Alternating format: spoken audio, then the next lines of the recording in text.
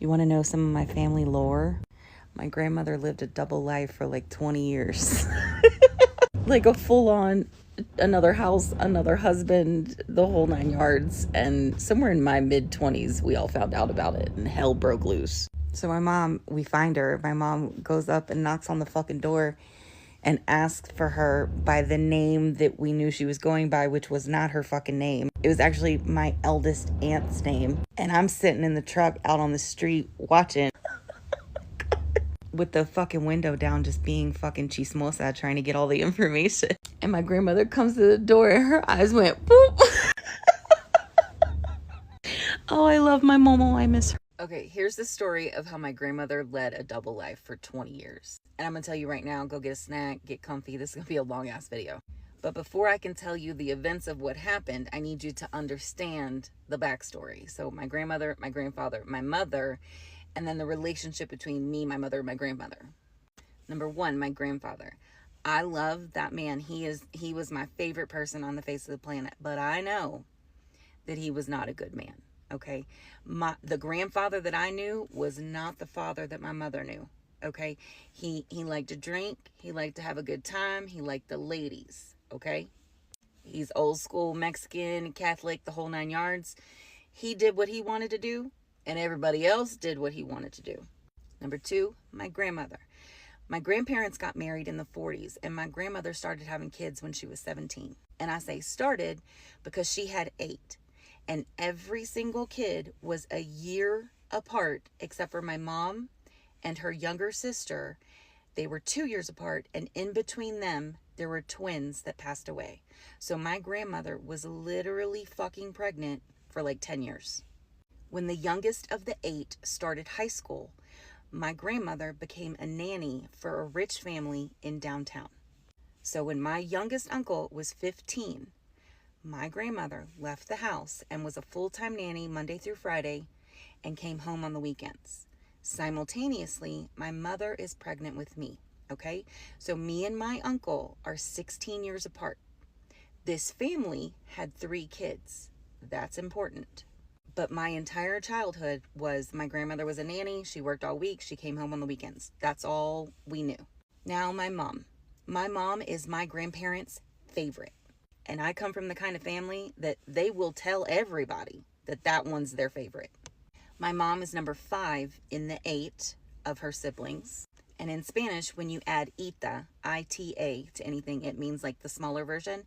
My grandmother was Tomasa, and my mother is Tomasita. Okay, she was my grandmother's junior, basically. And my mother was stuck to my grandmother, specifically, her entire childhood. My mom's nickname growing up was La Intrusa, which in English just means intruder. But it was because my mom had to be in everybody's business all the fucking time. She had to know everything. My grandmother could not leave without my mother. They were joined at the hip. To the point, at one time, my grandparents were going to a party. They were going to a dance, and they left all the kids at home. And my mom was like, nope, that's not going to happen. So she hid in the back of the fucking station wagon underneath a blanket. And when they got there, she popped up. And my grandfather was like, hell no. He turned right back around, drove the 45 minutes back home to drop her ass off. And then they went back to the dance. My mother was not about to be left out of anything, okay? And as a shock to no one, when I was 16, my mother became a cop. So now, not only was she in everybody's fucking business, but she had the law and resources behind her. She will find your ass. Now, because my mom was my grandparents' favorite, I was their favorite, right? They will tell anybody. One Christmas, my uncle was making fun of me because I was chubby, and my grandfather packed me and him up and put us in the car, and we left. And he said, we ain't coming back until you apologize to my baby. He did not play about me. But also, like my mother, I am fucking intrusa. I want to get in the mix. I need to know everything. Chisme is life. So me, my mom, and my grandmother were always together on the weekends. Always. Now, remember, my uncle was 16, the youngest, when she started doing this, okay? I was born, and those people had 3 kids. By the time I'm in high school, 16, 17 years old, my mom starts asking fucking questions. Hey, Ma, are they just having more children? Like, what's going on? Shouldn't the kids be grown by now? And my grandma always came up with some story. Oh, they had another baby, or somebody is sick. It was always something. By the end of it, I think they had like 6 kids or something. But everybody just left it alone because that's what she had always done. It was just normal for us. Cut to when I'm like 24, 25 and have a daughter of my own, the shit hits the fan. My stepdad is taking my aunt, the one that's right below my mom, to the airport or something in downtown, and they're sitting in traffic. And my aunt says, Tim, that looks like my mom. In front of them was a truck, and it was a man driving and a woman right next to him, like on a bench seat. She was like right here in the cab of the pickup truck. And my aunt kept going, I think that's my mom. And so my stepdad, being married to my mother, he was also fucking and through. He liked to be in the mix. So he fucking like comes around and they see her. He puts his hands up real quick. My aunt ducks down in the truck and they just like move around and go. He gets home and he's like, Tommy, you ain't gonna believe what I fucking just saw. Now remember, my mom is a cop. She went digging and she found everything. We stalked the house that she was living in. We knew his name. We knew all of her neighbors. Like, my mom went through everything. She went straight recon. Okay, she was knocking on neighbors' doors and shit. Okay, she would wait until the weekend when her mom would come back home, and then me and her would go into downtown where she lived, and knock on the neighbors' doors and be like, hey, tell me about your neighbor. So finally my mom has enough evidence. She's done. And me and her go knock on the fucking door. And my grandmother was like, holy fucking shit. Caught red-handed. All hell breaks loose. All the 8 kids are like, what the fuck is going on? To the point where my grandfather sat everybody down. And he basically said, let her. I was a horrible husband. At least she found somebody that loved and took care of her. I didn't do that for her. And he let her. And she stayed with that man during the week. And she came to the house on the weekends. And they were married until they both died in, the early 2000s. But that's the story of how my grandmother lived a double life. Correct. There were no kids. There's a lot of comments on this video asking for clarification about stuff. So number one, she was never babysitting any kids. She made it up. The reason I brought up the 3 kids is for timing, right? So if I was a newborn and there were already 3 living children, by the time I was in high school, even if the youngest baby had just been born at the same time as me, the baby would have been 16, 17 years old. So that's when my mom started asking questions. Aren't they grown yet? Because my mother always had an inkling that something was off. But again, my mother's a fucking cop, detective. She fucking sees everything and she's in everybody's business. Number 2, my grandmother didn't abandon her 8 children. She didn't do this shit until they were all grown.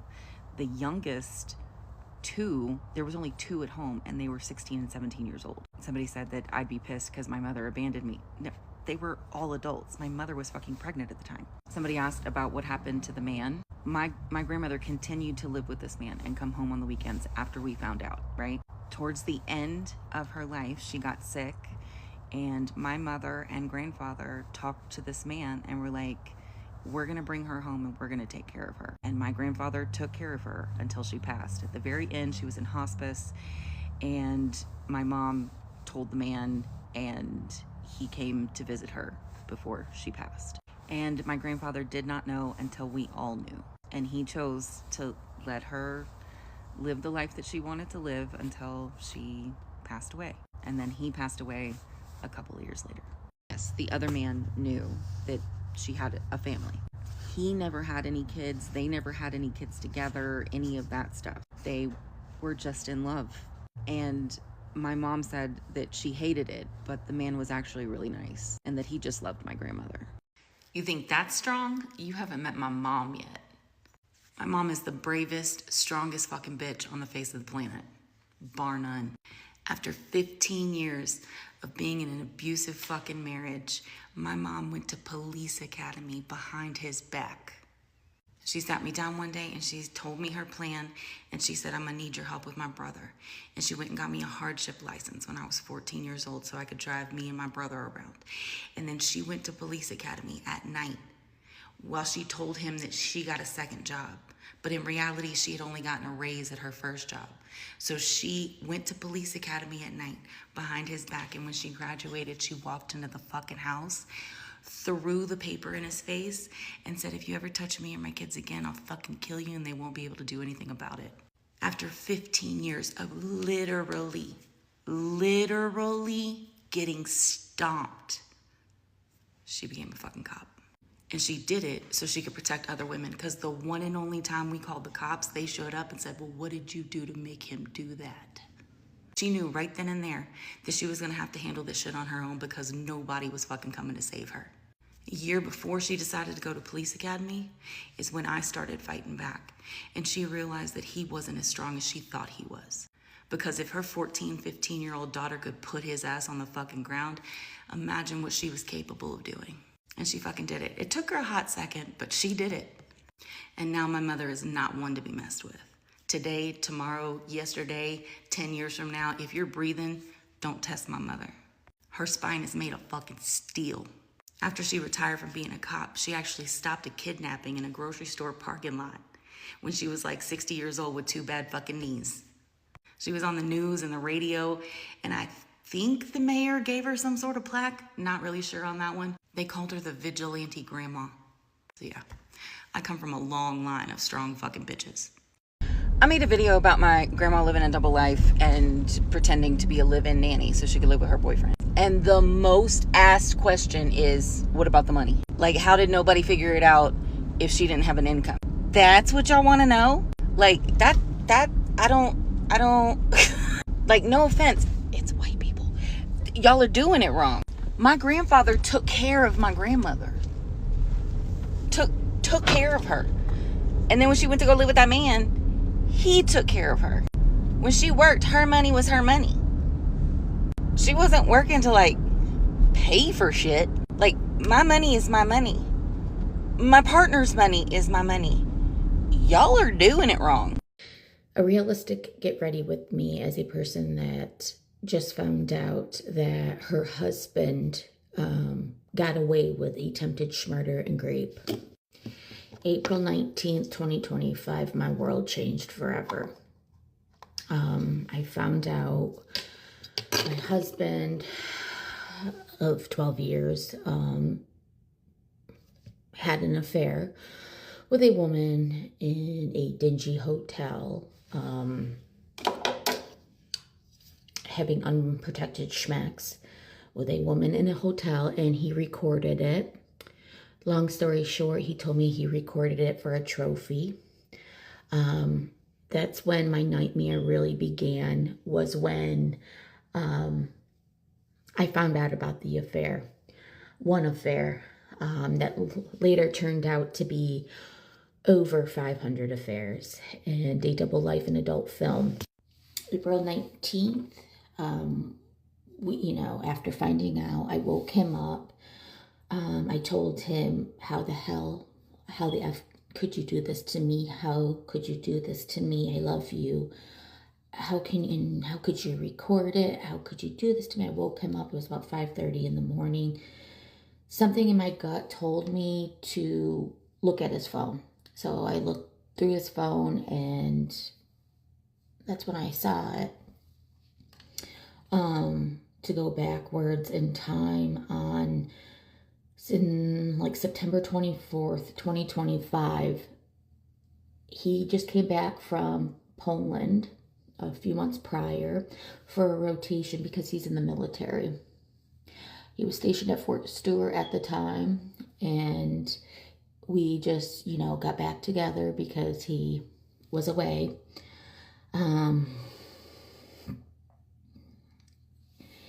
And I found photos in his trash can on his phone that were of ladies of the night and of him nude,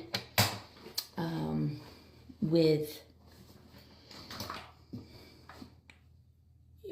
erections. That shook me up to my core, and I had a feeling that's when I had a feeling he was cheating on me. I confronted him about it. He said it was only for his viewing pleasure. I believed him, but I really didn't. I tried to believe him. I think just to function. Going back to April 19th, 2025, we're having a discussion. He tells me he wishes he murdered the woman in the video while he had the chance. You think, oh, he was just saying that to get a rise out of you. No, he meant it.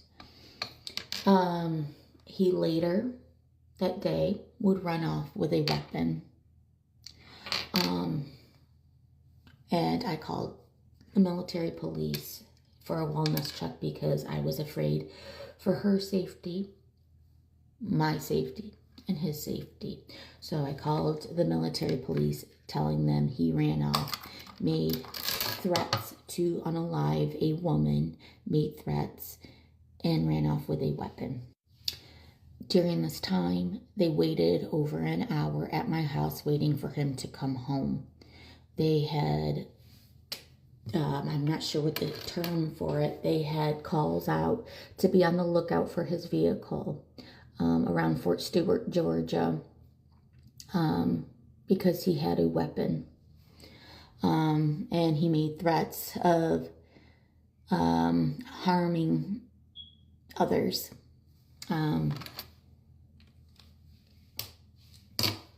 When he arrived back home on April 19th, he was greeted by the MPs. They were all yelling at him to get out of his vehicle with his hands up, and he had to low crawl onto the ground on his belly with his hands above him, where they later put him in handcuffs to make sure he did not have a quote-unquote weapon on him, like I told him that he ran off with, which he did have the weapon. And I'll get into that later. He had the weapon. He lied to them, stating he didn't, and it was all a misunderstanding. So he told them, the EMS was there to make sure he wasn't suicidal, and they were laughing, making jolly old jokes that I was overreacting, and he wasn't feeling that way. No one notated the appearance that he had. What I mean by that day when I called his appearance when he ran off, his leg hairs were covered in burrs. If you've ever had burrs stuck to you, you would know that they hurt when they're stuck to your skin and in your hair. My husband had burrs all stuck in his leg hair. He had grass stuck because it was early in the morning, so the dew was still on the ground. And he was disheveled. He was covered in sweat when the police found him. He didn't know the police were waiting for him. He was covered in sweat, very disheveled looking. And no one notated his appearance or even bothered to listen to me when he was making threats of unaliving himself, myself, and this woman. So we get to that point because they're considering it a domestic incident, because I told them that morning is when I found out about an affair he had. So they're labeling it as a domestic disturbance. So what the military does is they keep you, separate you guys for like 48 to 72 hours, which we were supposed to be apart. Immediately after, he texts me, meet me at Hobby Lobby parking lot near Chick-fil-A in Hinesville. So I meet up with him at the Chick-fil-A area later that day. He was like, let me fucking come home. I'm like,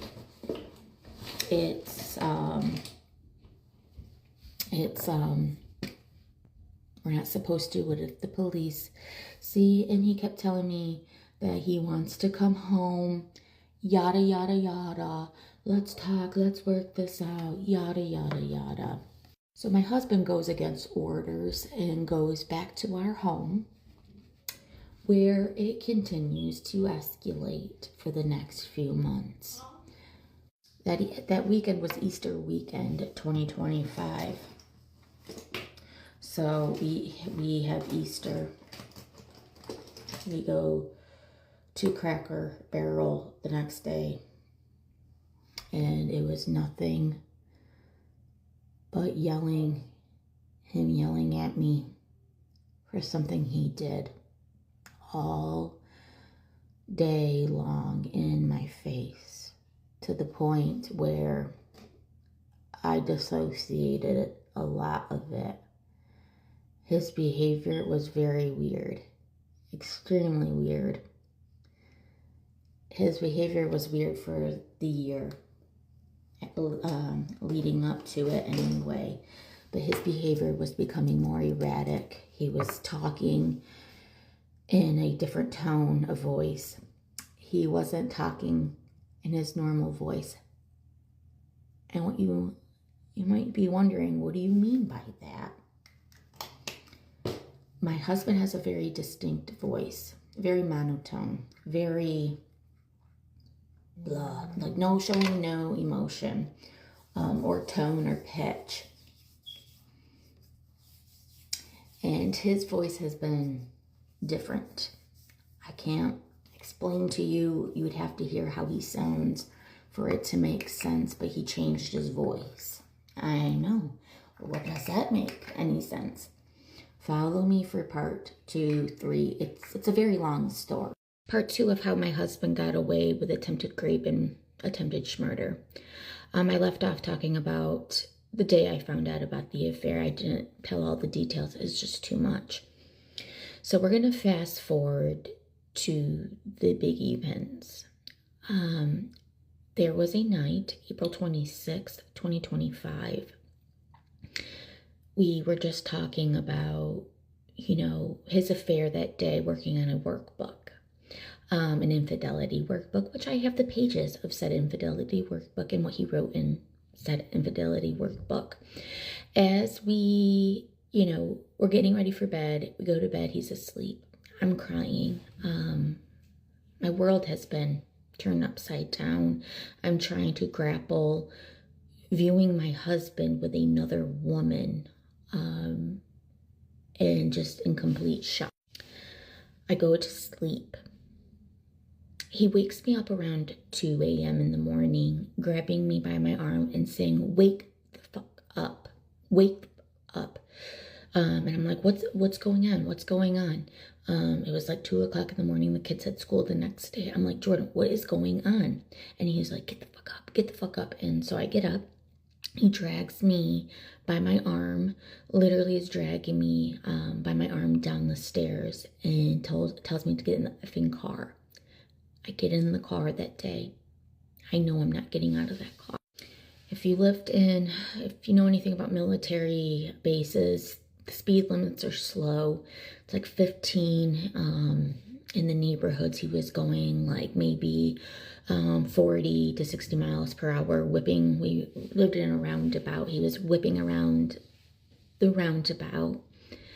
And the entire time I'm asking him, because he's acting very erratic, I'm asking him, "Jordy, what is going on? Where are we going? The kids have school, and what about the kids? The kids are home by themselves." He's quiet. The entire time he's quiet, and he is grabbing at the steering wheel very tight. He's breathing really heavy, and he keeps cocking his head, and this again will come into play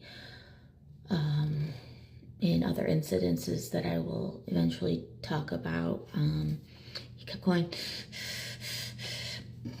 He drives me all around. All of these, if you know anything about Fort Stewart, or you know anything about military bases with heavy infantry, there are a lot of tank trails on these back roads, and he was driving me on tank trails, and Fort Stewart's really swampy. The there's a lot of woodland. He was driving me into these places, and he kept turning on. He would park, turn off the car, and we were in the middle of nowhere. No one would hear me scream. No one would see our car.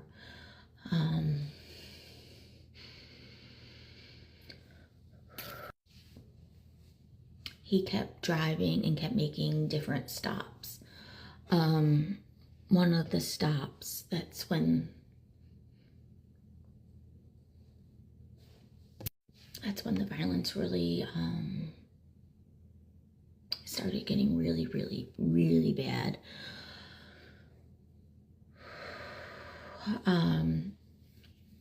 This particular stop in the middle of nowhere, he turned off the car. And he was scaring me so bad. I literally, in my head, I'm going to be on an episode of Dateline. He's going to murder me tonight. I could feel it, how he was behaving. And why would he drive me into these random places?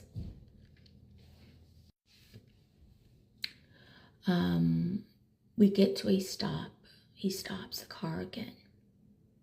And then that's when he unbuckles his seatbelt and he turns to me like this. And he starts cocking his head again and breathing heavy and just staring at me like I was a piece of meat, like a vulture looking for, its prey. That's the best way I could describe it. He kept cocking his head, and the moonlight, you could see the moonlight just shining through. And all I can think was, how am I going to get out of this situation? What am I going to do? And I kept looking to make sure I could kind of somewhat remember where we were going, and to unlock this door fast. So at this point, he starts breathing really heavy. And out of nowhere, he tells me, because I'm like, Jordy, I love you. Let's go home. I'm tired,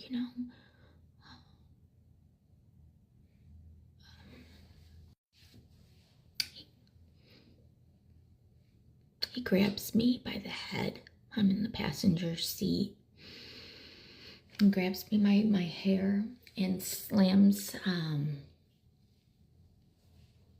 my head into the dashboard, slash glove box, whatever you want to call it, glove box, so hard that I lose consciousness.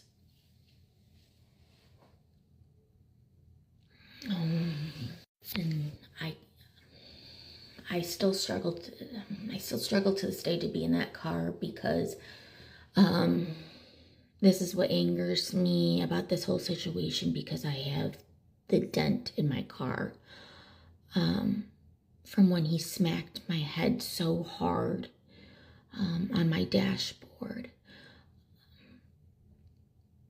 I remember my ears were ringing so loud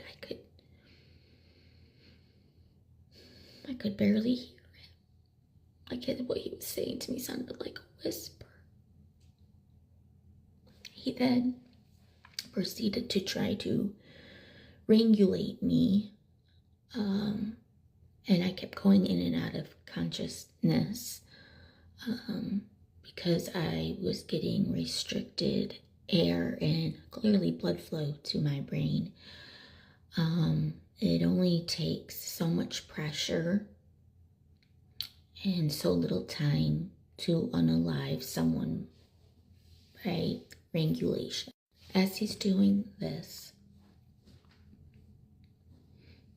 he's telling me to shut the fuck up, shut the fuck up. Why won't you die? Why won't you die? Shut the fuck up, shut the fuck up. He eventually stops. He was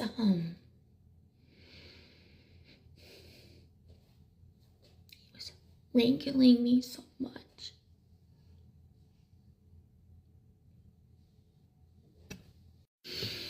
that I lost my voice for days. And I had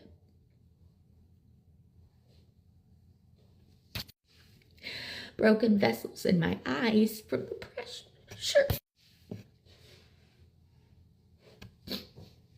So So it continues. He drives me to, and after that, he calms himself down and is still cocking his head, and he keeps looking over me. He starts the car. We go to another place. When I tell you, he was trying to talk himself up to unaliving me, and I know he was. You can tell he was, talking himself up. And all I kept saying to keep him calm,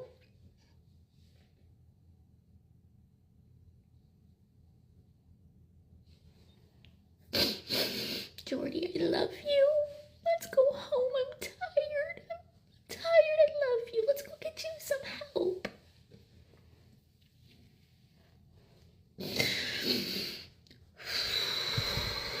So he continues to drive, breathing heavy, stopping in places, turning off the vehicle, and all these places that no one would see me. If you know anything about Fort Stewart, it's very wooded, very swampy.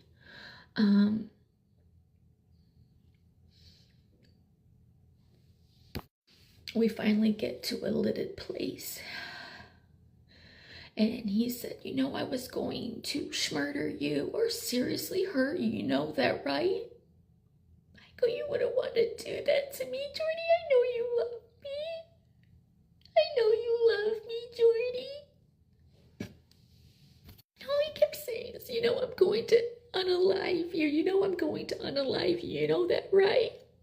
And I just kept saying, Jordy, you love me enough. You wouldn't do that. I know you wouldn't. You're not like this.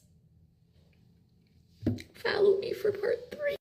Part 3 on how my husband got away with attempted rape and murder.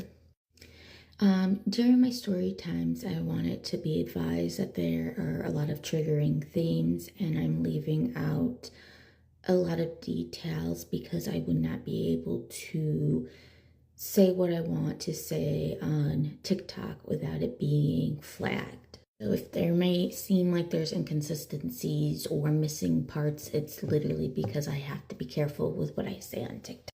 So where I left off, we made that final stop in that lidded area.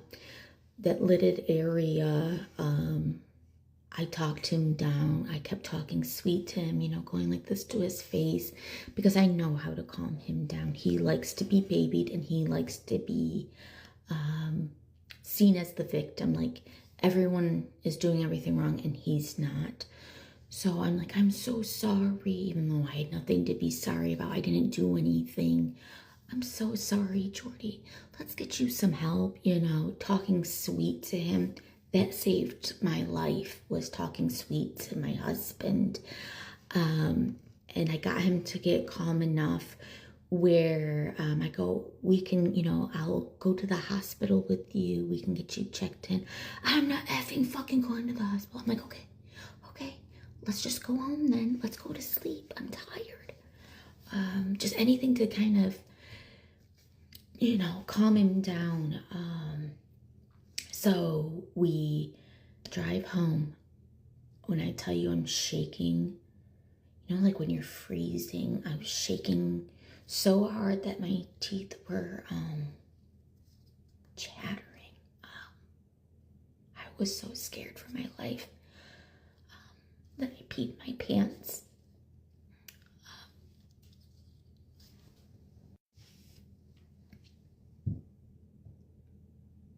I was so embarrassed, and I was scared for him to see because I knew it was going to trigger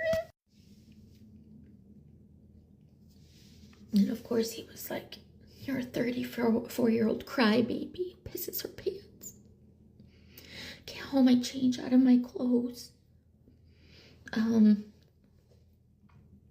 was too scared to take a shower. I just threw on pajama pants, dirty pajama pants that I had in the hamper, because I was too scared. And he's like, get the fuck to bed. So I get to bed, and he goes, no, I'm holding you. I'm like, okay.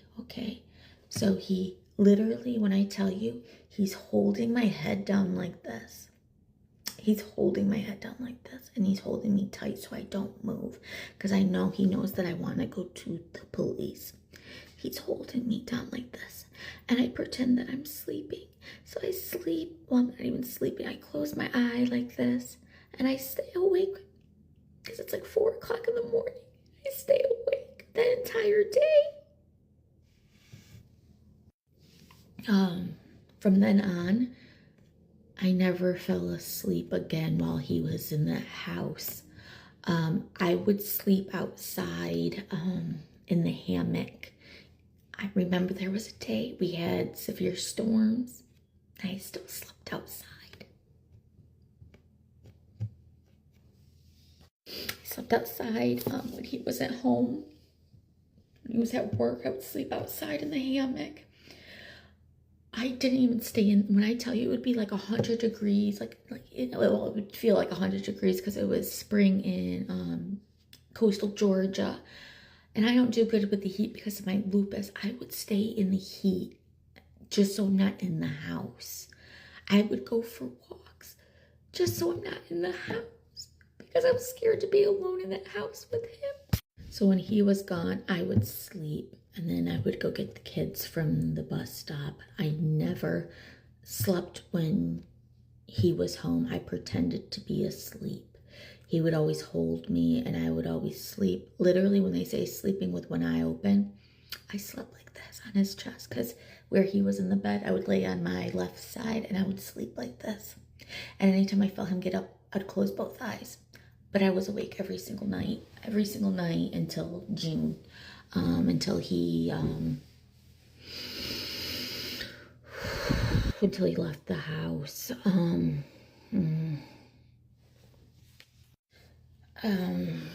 So in between those times, the physical abuse started getting more and more rampant, and his behavior became more and more erratic. Anytime we would work on the infidelity workbook, if it mentioned him, like the workbook mentioned about the person committing infidelity, he would get mad. And there was times where he was throwing water bottles at my head, full water bottles, heavy water bottles at my head, and they would literally bounce off so hard that, because the patio that we had on our base housing, I would sit right here in the chair, and he would sit, and he would whip it so hard it would bounce off my head. He would do things like that. He would throw me out of the chair. There was times where he was throwing the patio furniture at me because, like I said, I rarely tried to stay in that home when he was home. I was outside all the time, so a lot of our discussions were outside because I was too scared to stay inside. So a lot of the incidences were outside.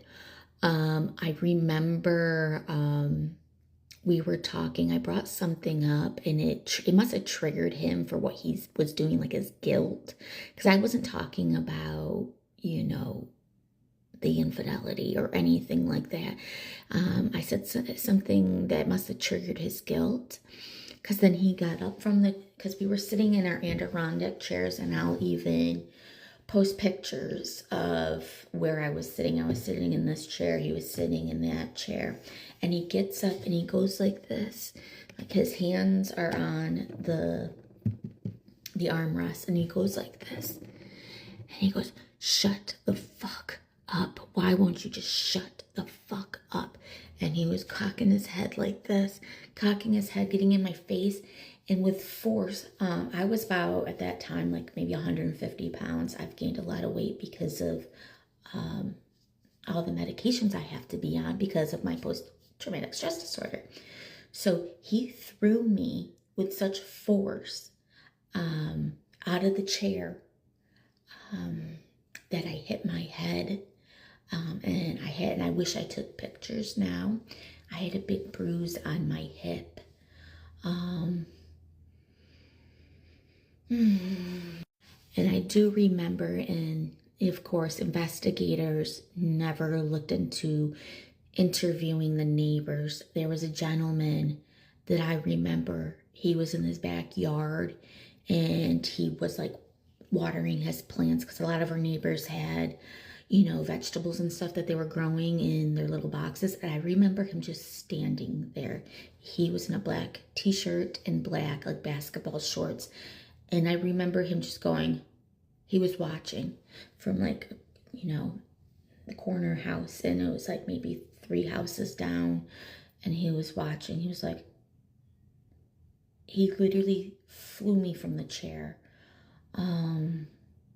And he would continue to do these things to scare me. Everything was my fault, and it continues to get worse. The Mother's Day incident, I might not make yet, because that one is so triggering. Sorry for all the pauses. I'm trying to keep myself collected for this video. I am now speaking out about the domestic violence that he inflicted upon me, because they are not charging him with what he did to me, even with evidence. And I'll get into that later in another video. It gets worse. This is just the tip of the iceberg. Just had the craziest grocery store encounter. So basically, I was checking out. This is a store I normally don't go to because it is on the more crowded side, and like towards our downtown. Parking is hard. Anyways, I'm checking out. I had like a decent sized cart, and this tall, threatening man just like appears probably like 1 minute into her scanning my groceries. So I had like a long ways to go. And he's like standing just right beside me in camo, and like holding his, like, he had made like a meal at the to-go bar.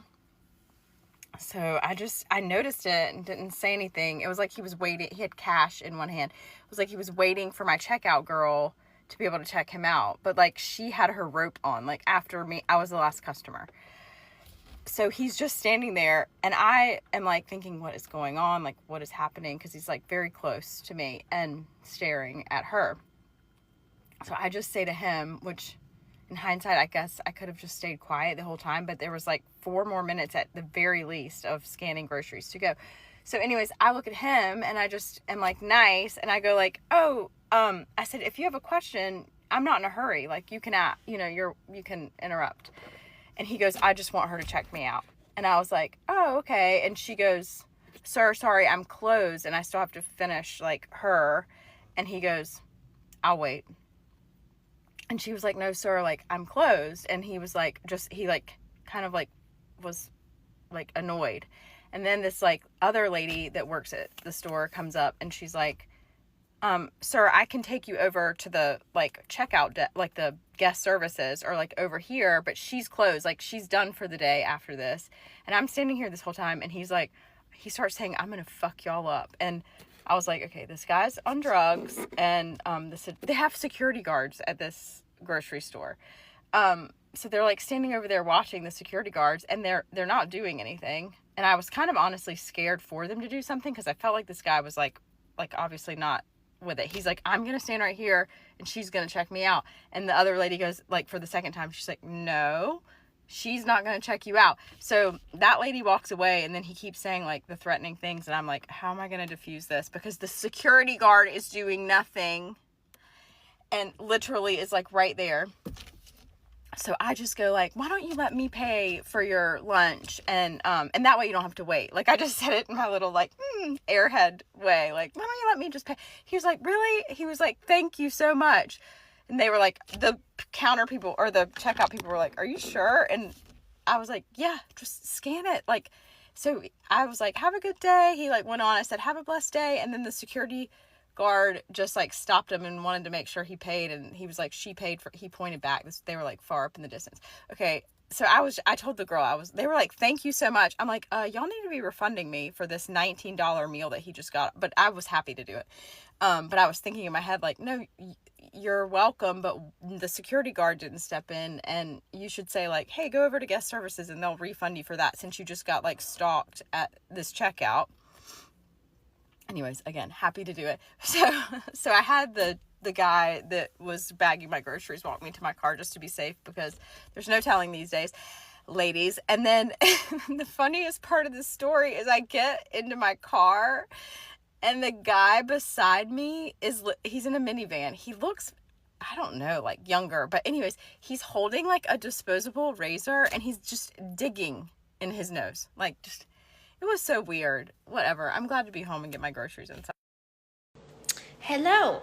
I don't know if the TikTok algorithm is going to reach many people, which in some ways I hope it does, some ways I don't hope it doesn't, because this is a crazy story, but I have decided to start a doing story times about the worst dating encounters / just regular encounters I've had with men, because I've had a lot of them. And I'm going to start doing stories starting from back when I was like 14, but I'm going to start with the worst one. The one that stands out the most, at least, because this is pretty crazy, and it's a little bit like an offhand encounter. I did go on an actual date with this person. The date did not really go well, and I am so glad that I trusted my gut instincts, because this shit is wild. Yeah, so let me just get into it. Let me just get right into it. Okay, so I was, I had gotten out of I think this is around the same time, I'm trying to remember the exact timeline of this. It's all kind of blurring together, my early 20s. I had been in a couple long-term relationships at this point, but I had gotten out of another one semi-recently. And I'm like, you know what? I'm going to try online dating, because I really didn't have a lot of experience with that. Like, I tried it like a couple times. And I'm like, yeah, I'm going to do that. So I got on, what was it? I think it was it Hinge or was it Tinder? I don't even remember. This was back in, I don't even know what year it was. I was like 22. And I was like, yeah, let's do this. And I met a couple guys on there, you know, average dates. Some of them went well, some of them went, that wasn't really connecting with anybody. But I met this one dude, and he seemed really cool. He seemed really interesting. I think at the time he was living in Minneapolis, and he was an artist. And he did some really beautiful art, I'm not even gonna lie. And we had somewhat good conversations. I was always a fan of sending voice notes, because that's just who I am as a person. And I don't even want to say that I'm like I don't know. I guess I struggle with sending text messages. So I always send voice notes. Anyway, and the first red flag I should have known is that this person did not want to send voice notes. Like, he did not.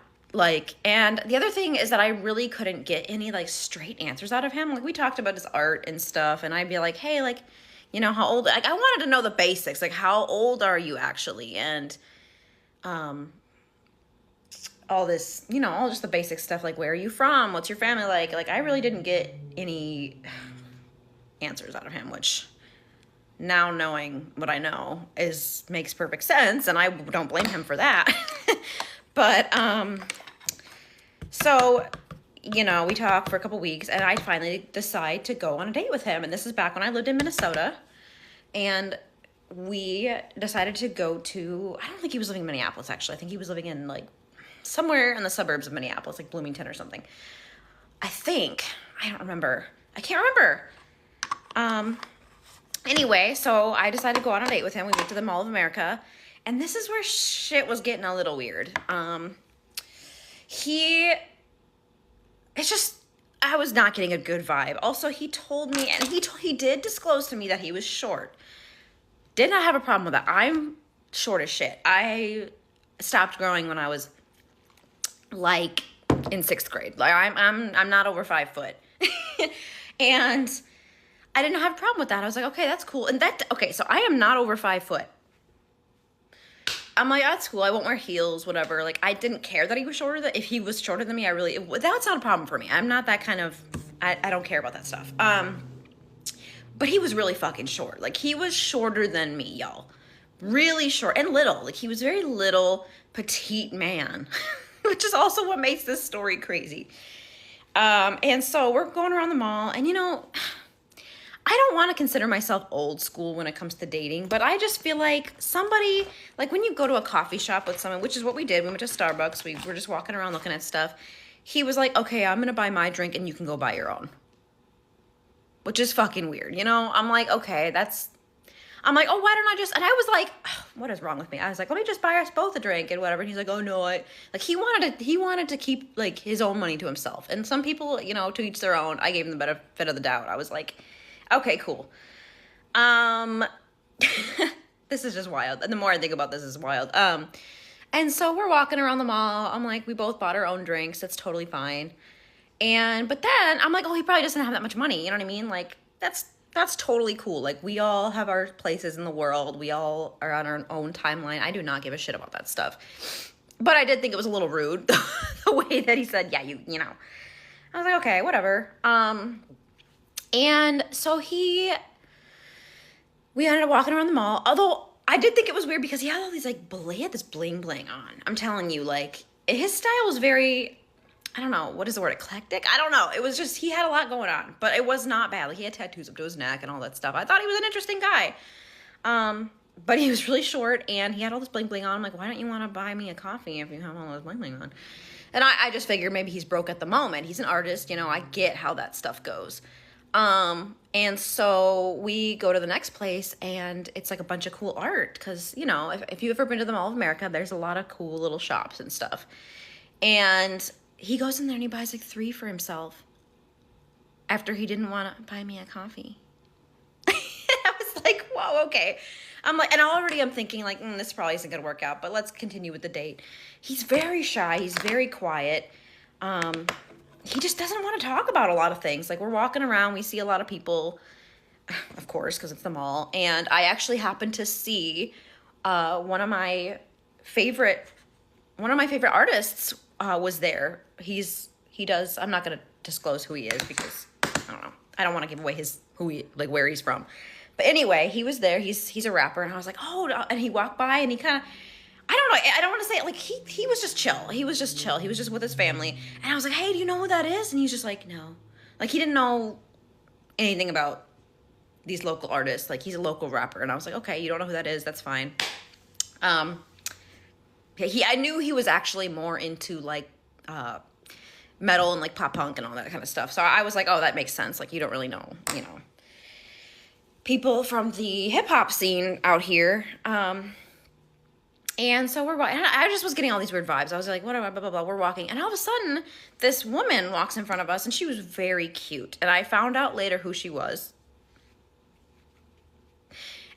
And she was like, oh, hi. And she looked at me like, and she looked at him like, and then she looked at me like, and I was like, that was weird, but maybe it was an ex or something. I don't care. Like, I don't really care. She was super cute. She had like a little, really cute face, black hair. I don't remember her name. I wish I could remember her name because she's a key part of this story. But she had like a little thermal here. She was really just this cute little petite thing, like shorter than me, like just so cute. I was like, oh my gosh, who's that? I wasn't about to ask because this was our first date. I'm like, if that's somebody from your past, I don't care. Like, that's fine. Like, we all have exes, whatever. I'm gonna have to make like a part 3 or a part 2. So that's where it starts. That was our date. The date ends. He decided we were on opposite sides. So we parked on opposite sides of the mall, which again, if you know anything about the MOA, is like, there's freaking parking everywhere. And so he decided to drive me to my car. I should not have, I mean, looking back, like knowing who he is, I'm like, oh, I should not. Am I stupid? Why did I do that? Anyway, I didn't know though. I was just like, okay, this guy's kind of nice. He's kind of shy. He's like, kind of got a cool vibe, whatever. Let him drive me to my car. It was just weird. He just was weird. I was just getting such a weird vibe from him. And literally when I was in the car, I was like, this does not feel right. Like, am I about to get kidnapped? So like, I made sure I got to my car. I fucking booked it out of that thing, gave him a hug, you know, whatever. He's just awkward. And it was weird because I'm like, why is he acting like he's like a shy teenager? But he had gray hair. And he wouldn't tell me how old he was. He would not tell me how old he was. I still to this day don't know how old this guy is. Okay, I'm gonna have to make a part 2. But anyway, the date ended. I was like, that was weird vibes. And then later texted him and I kind of told him like, and I was dating multiple people because I was just dating, you know what I mean? I'm like, there's somebody else that I'm kind of interested in, blah, blah, blah. And this man snapped. He's like, I'm dating someone too. Like, this guy who's so quiet and demure and like, didn't say hardly anything to me. He was like, I'm dating someone too, blah, blah, you fucking bitch. And I was like, okay, well, I guess I made the right move. Go to part 2 because it's gonna get crazier. Okay, this is part 2. Sorry, I went and did a little bit more of my makeup because I tried to upload my other part 2 and TikTok was like, no. So, okay, part 2. He had just, where did we leave off? He had just said, fuck you, bitch. I don't, all that shit. I'm like, okay, good. I made the right decision. Fast forward a couple months. This is around the time of the Me Too movement, I think this was. Yeah, because everybody was coming out with their crazy stories about these fucking people who are crazy. Men who are crazy. Let's just be honest. I'm just going to say it. And I shouldn't be laughing. This is very serious. This woman comes out and I'm reading her story and I'm like, oh my God, she posted a picture of that man that I went on a date with. I was like, oh, and then I'm reading this story and it's crazy. It's graphic. I'm not going to say a lot about it because she posted it publicly, so she's already come out about it, but I don't want to get flagged on TikTok again. I tried to explain on my last attempt at part 2 and it didn't go well. So this woman posted about, I was like, oh my God, that's that guy. And I'm looking at this girl's page. I'm like, that's that girl that I saw at the mall.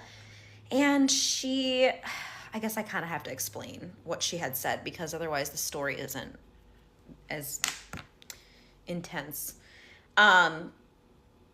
You kind of have to know. You kind of have to know what he did because it's wild. Anyway, so she was like, this man's dangerous. I've been trying. He's in a relationship with another woman. I've been trying to reach out to her. Like, this guy's not good. Like, I'm so glad I got out when I did because he's crazy. And she talked about, his drug use and stuff, which doesn't help with the crazy, if anybody knows anything about that. Very avid coke user. I was like, I kept reading this story. I'm like, thank God I got out when I did. Like, thank God I didn't pursue this man. And I thank God he showed his true colors on our first date because crazy shit. I'm telling, like, she was talking about how he would come home and he'd be plastered and going. This guy, in my experience, was very shy and hardly said anything, but no, he was like crazy, like threatening her constantly and threatening how he was gonna off himself and off her and all this stuff and how he would, I want to use the real term, but this is TikTok, grape her all the time, like constantly, and it got very graphic in this story, and I just felt for this poor girl. I was like, oh my God. I'm like, and so I reposted it, talking about how, like, yes, like, I went on a date with this man, and she's not lying. Like, he showed some of these weird things. Like, he gave me the creeps on this date. Like, and I'm glad I trusted my instincts. And then I'm looking at the post, and everybody's reposting it and commenting, like, oh my God, I went on a date with this one guy, or he was in my DMs, and I went on a date with him too, and it was weird, or I had this experience with him, and it was all this crazy shit. Like, and this girl, she was talking about how he would, like, pee all over their house, like, that. If anybody knows anything about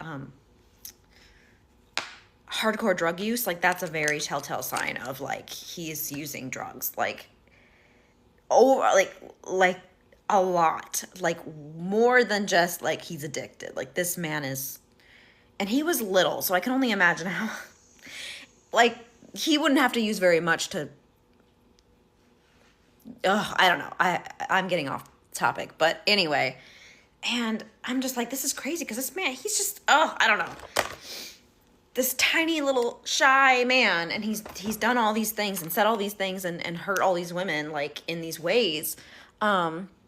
And I'm like, thank God I dodged a bullet, but, let's get the word out about this guy. And he's dating this woman. He's dating a new woman. And does she know? Like, maybe she does know, but she can't get out. Like, how all that kind of stuff goes.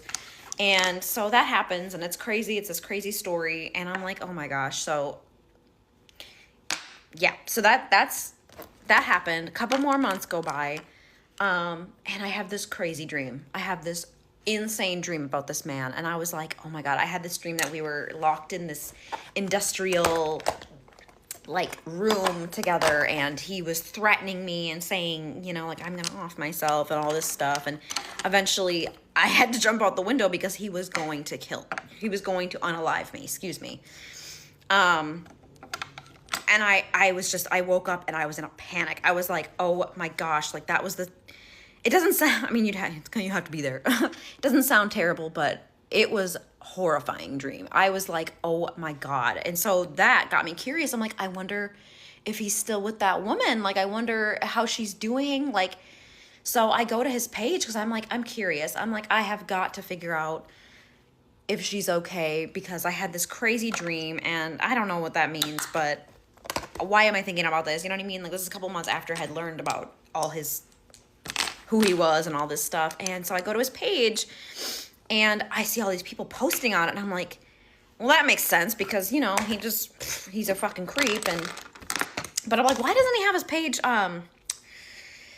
like, what's it called, on private? Like, I'm like, why doesn't he have his page on private? Like, all these people are posting, and people are posting weird shit. They're talking about, I hope you're rotting in hell and all this stuff. And I was like, what the hell? I was like, did he die? Like, what the hell? And I scrolled down on his page, and sure enough, he is in fact dead, because this poor woman, they got in a fight or however it happened, and it was a murder suicide that he had in fact unalived this woman, that all these other women were trying to contact this woman. Like, I don't know what the hell, I don't know. I mean, when someone stays with someone who's abusive, there's all kinds of reasons for that. I'm not judging this person at all, but he, in fact, I had this crazy dream that he was trying to kill me, and I go and look at his page, and he had unalived himself and well, at that time, I guess she was his fiance. And if you want to go look it up, I'm not joking about this. This is a real story. His name is Brandon Griffin. Well, that's the other part of this story that's wild, is when I read about this girl's, the first girl who posted about him, thank God she escaped him. By the way, if you're seeing this, I am so sorry that happened to you. And I'm so sorry that this other woman didn't listen. We don't know the reason why she didn't listen, but you tried, and that's not your fault that she died. Anyway, where was I going with that?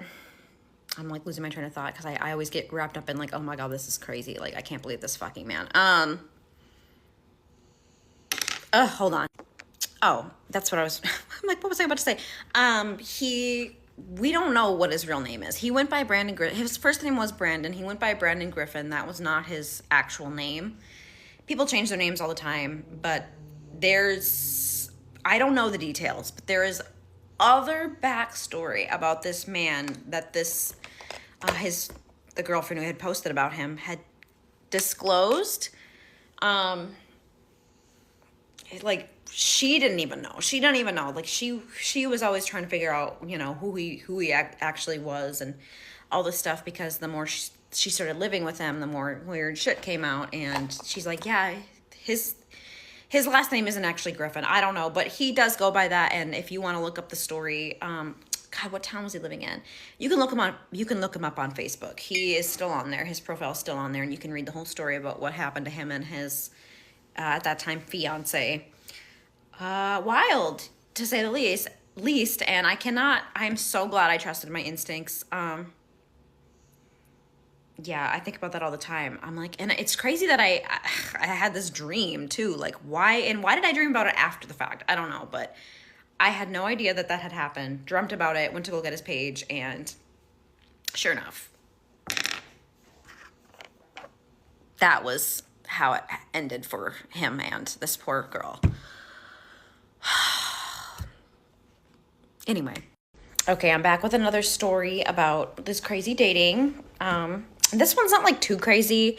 It's just kind of goofy and like, what the hell? Like, it leaves you questioning about this person. But anyway, so I go on a date with this guy. He says he was born in New York, but he was living in California, and he said he was an actor. I don't think that was true. It may have been. He may have been trying to pursue that, but I don't know. It was probably just one of those things where he was just trying to impress. You know what I mean? Don't blame him for that. Anyway, we had our first date at Dave & Buster's. Was fine. Didn't have any issues, so we go on a second date. Second date was fucking weird. I'm trying to like tell this story as fast as I can. So I don't have to make a part 2. Second date was weird. Dude ends up bringing his little brother with him. Weird. I was like okay with it at the time, and I'm like, you know what? Thank God by the end of it, I'm like, thank God he did bring his little brother, because I was having, on this second date, better conversation, what the hell, with his brother than with him. His little brother was actually asking questions about me, and this man was 30, was what he said, okay? And his little brother was 16. 16! So we couldn't even go anywhere, really, because we can't go with a fucking 16-year-old into certain bars and whatever. So I'm like, that limits us a lot. Anyway, I was like, whatever. Like, we're just hanging out. We ended up just going to New Braunfels to go swimming around, like, where they have, like, the tubing. If you know, you know. And so we didn't go tubing. We just went swimming. And I'm like, I'm wondering, I don't know. Like, this guy, he said he was 30. But, like, why are you hanging out with your 16-year-old brother on a date, dude? That's weird. But I told him I was okay with it because I was like, whatever. I was, like, our first date went well, so I was like, okay, you know, well, yeah, I guess, whatever. Having better conversation with his 16-year-old brother was wild. And the fact that his 16-year-old brother was asking me questions about myself that this man had never asked me, like, he was didn't really give a shit about me. He just wanted to, like, go on a date with me. Anyway, he was like, I don't know. And he was kind of loud, like how a New Yorker would be. But he started really annoying me on this date. Like, we ended up going down the street to this, like, bar that we actually could go into. And he was just, like, I don't know, really acting weird. And, like, we were playing pool and I missed the shot. And he was like, oh, like, I don't know, teasing, but not in a cute way. You know what I mean? Like, you know what I mean? And his brother was super nice. And we ordered food. And the whole time his brother was, like, actually being nice to me. Like kind of making up for the fact that his brother was not being, the brother that I went on the date with was not being a nice person, actually. And we order our food, and I had to quickly go to the bathroom, and the food had been brought to the table while I was in the I only had to pee. I come back out, this dude ate all of his food. Literally within a minute, dude. This was I was like, did you eat your, it was a big old sandwich, all these fries. My food hadn't even been brought out yet. Like, he ate all his food that fucking fast. Weird. Anyway, so I end up having to eat with the brother because this dude ate his food so fucking fast. I was like, what the fuck? Anyway, what the hell? So that was the first kind of really weird thing besides him kind of being rude to me. And anyway, we ended up going back to their house and things were somewhat okay, but then we decided to have dessert. And I don't know why I did this. We actually had dessert. And it was brownies and ice cream. I'm like, okay, this is cool. Like, it was a hot, like, summer/spring day. And this dude takes out the brownies that his mom had just gone to the store, and he took a bite out of a brownie and put it on a plate. Took another brownie, put it on the plate, gave me the half-eaten brownie, and kept the not-eaten brownie for himself. It's like weird little things like that. I was like, what the And then, like, I said something. I was like, oh, thanks. Like, thanks. I love having a half-eaten brownie. Like, thank you for, and he said, well, I didn't know what. I don't know. And he's had, like, this a little bit of like the New York. He's like, I don't know what are you talking about? What are you talking about? I'm like, and I'm not going to say what his name is, but let's just call him Fabian. His mom was like, what happened?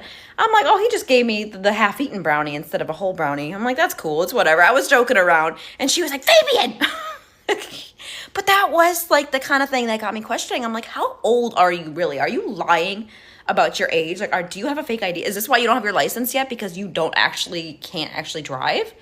Like, is your little brother actually the older brother? Like, I don't know. It got me questioning everything. I was like, what the fuck is wrong with this man? And so the date goes by, and I was like, okay.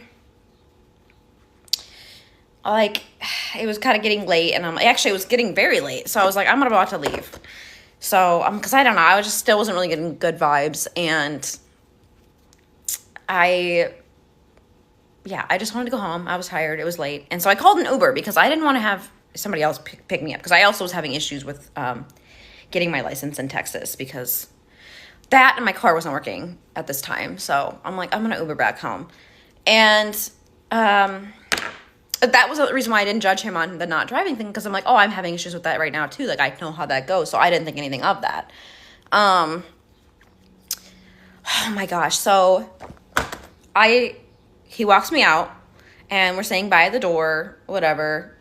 And he's like, oh, you leaving? Okay, bye. Okay, bye. Okay. And he was also, by the way, before I left, he was falling asleep.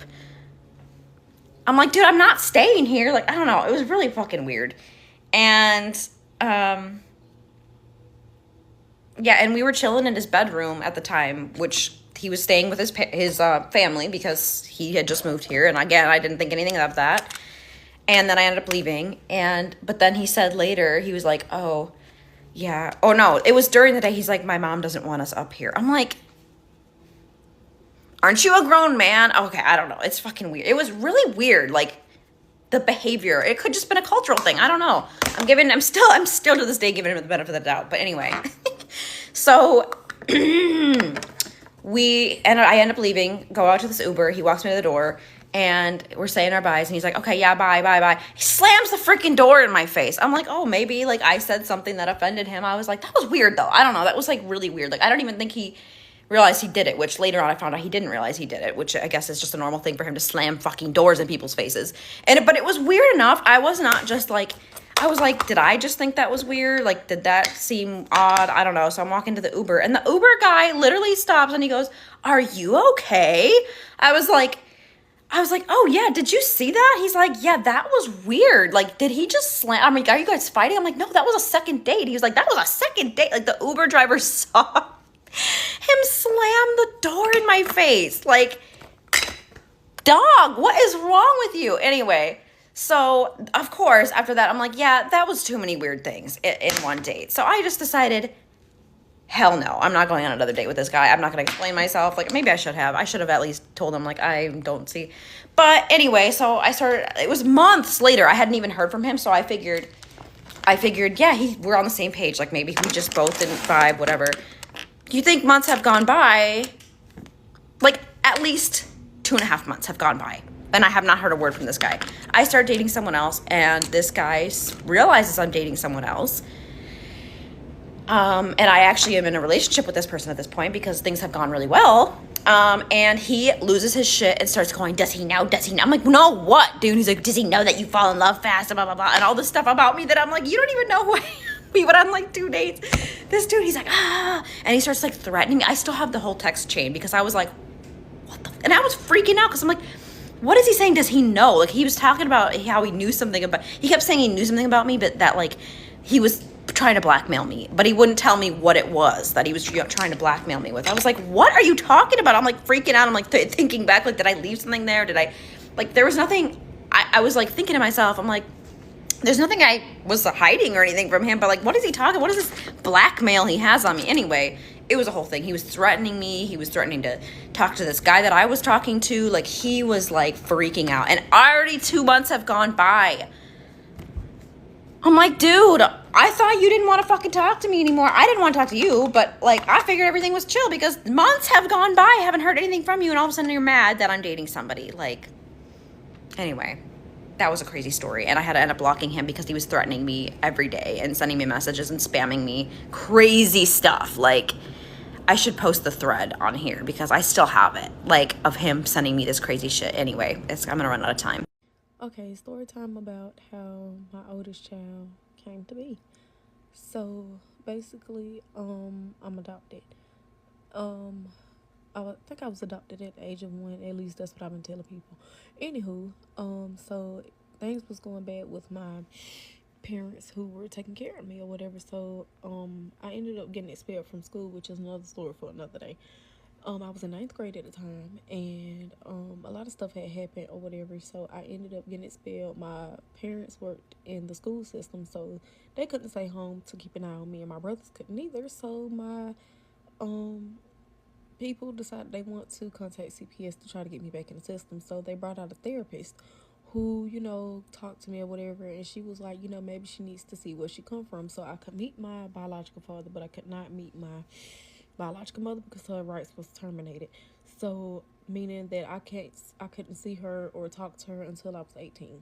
So I ended up going to my biological father's house during school days, and then it got to the point where I could spend a night. So one day I came, I think it was like I don't know if it was a party or what was going on, but my uncle was at my dad's house, well, my daddy's girlfriend house. And he was like, you know, they need to get some more stuff from the store. So he was asking us, did we want to go to Family Dollar with him to go, you know, get the stuff or whatever. Nobody went except for me. So I go, we get down the road. He's touching my leg. Pop, no, we're family. We don't do that. So, you know, we passed the first Family Dollar.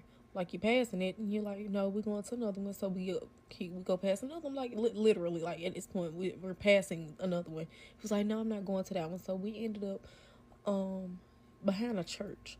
The parking lot was behind the church, so the car wasn't visible to the road or whatever because the church was in front of it. He ended up raping me. And he threatened me or whatever, saying that if I told anyone, he would hurt me, which I believed him because he just got out of prison. I didn't know why he was in prison. So, he was raping me for months, and I ended up getting pregnant. I think I found out July 4th. I was at one of my family members' houses or whatever, and I found out, and I told him he was trying to make me kill the baby and myself. So, you know, time goes on. I kept it a secret for a long time until I couldn't anymore. And when everything came out, boy, both families' reactions, both families' reactions was, you know, very, you know, I ain't gonna say on point, but, you know, everybody was just highly ticked off. Okay, part 2 about how my oldest son got to be here. So, as I said in the last video, you know, he ended up raping me for months. So when everything, I ended up, I was in alternative school when school started back. So one of my classmates was like, Shamaya, you pregnant? I was like, girl, stop, chill out. Like, you know, you got to do stuff in order to get pregnant or whatever. Not, you know, not wanting people to know the situation, but it got so bad. The rumors had got so bad that the counselor ended up coming to get me out of class, and I just told her everything. So I knew that they was going to call my parents, but I knew my mama was going to answer the phone because my mama answered. She never answers. She really don't. So, I ended up writing a letter because at the time I couldn't talk to my parents about anything. It was very hard for me to do. So I wrote a letter and I gave it to my mama when I got in the car, and she read the letter. She didn't say anything to me. I was so scared, y'all. She didn't say anything to me. So, we got to the house. She was like, don't move. Don't move until we get back. Till her and my dad got back home. So my mom and daddy get back home. They got a pregnancy test. Pregnancy test come back, yes, pregnant. Okay, duh, we knew that. So, you know, my mom and dad sit down with me trying to figure out like who was the dad, because at that time I was around a lot of men. But to be honest, like when I was at my daddy's house, like that was free range for me to do anything for real, because at that point I feel like my daddy had really gave up on life and, you know, his aspirations and everything or whatever. So I was really able to do whatever I wanted to do, how I wanted to do it, when I wanted to do it, whatever. So, you know, they was trying to figure out who it was or whatever. At first they thought, you know, they was saying was my goddaddy, was my daddy, you know, who it was. So I told them who it was or whatever, because I didn't want to end back up in the system, because that situation was very hard for them, because it painted a bad picture on them as well as everybody else or whatever, but mainly for them because they was responsible for me. So I told them who it was, and the next day we went to the hospital. I think we got up to the hospital about 11. We got up there early. I know that we didn't leave till nighttime. Bibb County was up there, Houston County, the whole defects, everybody was up there, okay? And when crap hit the fan, my uncle started telling people that I was fantasizing about him, that I was a HOE, and that how I'm lying on him and everything like that. But me, the type of person I am, I'm a writer. I write down everything, how I feel or whatever, because that's how I express myself. If I can't talk to people, that's how I do it. And that's what I did. I wrote down everything. I had a diary, I had a journal, I had a laptop. They took everything. They did. So, it did come out, like, after I had my son. I was 15 at the time, and I had my son at 16. So, I ended up, I don't know what the name is. I think my caseworker ended up naming him, and that's how he got his name. Okay, y'all, so part 3 about how my oldest child came to be. So, as I said, he was telling people that I was fantasizing about him and everything like that. So, the DNA test came back that he was the father, 99.9% or whatever. So, he did end up getting arrested, but I think he got arrested for something else. And then when he was in jail, they went ahead and charged him with that too, for the city that I was staying in, and then the city that he took me to do the acts or whatever like that. So he's doing 15 years and then another 15 on top of that. So a full 30 years and all. I haven't heard anything from him. Like, he would try to reach out and everything like that, but I closed that off. And now I haven't heard from him anything. Like, like my biological family, they don't treat me any type of way no more. Well, I ain't gonna say treat me any type of way, but you know, we all on one accord with everything. We don't bring up the situation, we don't talk about it. Nor does my foster family. But it is going to be a time where I am going to have to tell my son about how he came to be, because he does know that my husband is not his father. He knows that his biological father is in jail. He just doesn't know the situation, that how that is or whatever like that. And he asks questions, but I'm just not ready to tell him. He's only 7. He is smart, but it's only so much that he can understand.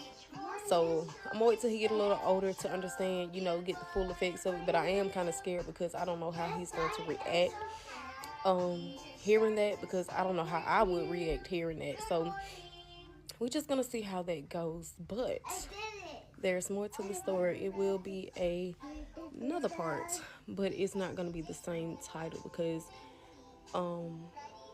my uncle did tell another person about this situation before he got locked up. So stay tuned for that. Okay, part 4 about how my baby came to be. Don't mind how I talk. I'm losing my voice. I'm getting sick. But a lot of y'all had questions. Some were saying, why did they just automatically assume family? They automatically assumed family because I was staying with my biological dad during school days, and then I was able to start spending the night. My biological dad made it seem like I was just with him and family, so my parents didn't know I had a boyfriend. I seen another comment saying, why would I keep the baby? Well, for one, I don't believe in abortions. I didn't believe in doing nothing like that. 2, I didn't want to put my child back in foster care. Well, I ain't gonna say back, but I didn't want to put him in foster care. My parents adopted 6 of us. I wouldn't put my child through no foster care. I know how it works. I know the struggles that kids endure and go through in foster care, so I felt like my child had a better chance with me. And he did. He's very much strong. He's very much smart. So that's why I made the decision to keep him. I'm not sick or anything. Maybe at the time I was when it happened, but now, no. I feel like I'm able to talk about it to help other people, because you'll be surprised how many females go through this situation and keep quiet about it. Or how many families go through this, keep the baby, tell the baby that the mama is somebody else in the family. I'm not doing that. I done been through this situation my whole life. I done been talked about this situation my whole life. So nothing anybody can say on the internet is going to hurt my feelings about the situation. I made my choice. I kept my child, and I'm glad I did, because my child saved me in a way. So yeah, if you have any more questions, my line is open. Mind y'all, this was 7-8 years ago, so it's been a while, okay? So I don't feel no type of way about speaking about it. And like I said, people done talked about me very bad about the whole situation. And if I can get through that, I can get through anything y'all saying that's not hurting my feelings. Understand people are confused. They don't know the situation, but I'm explaining it.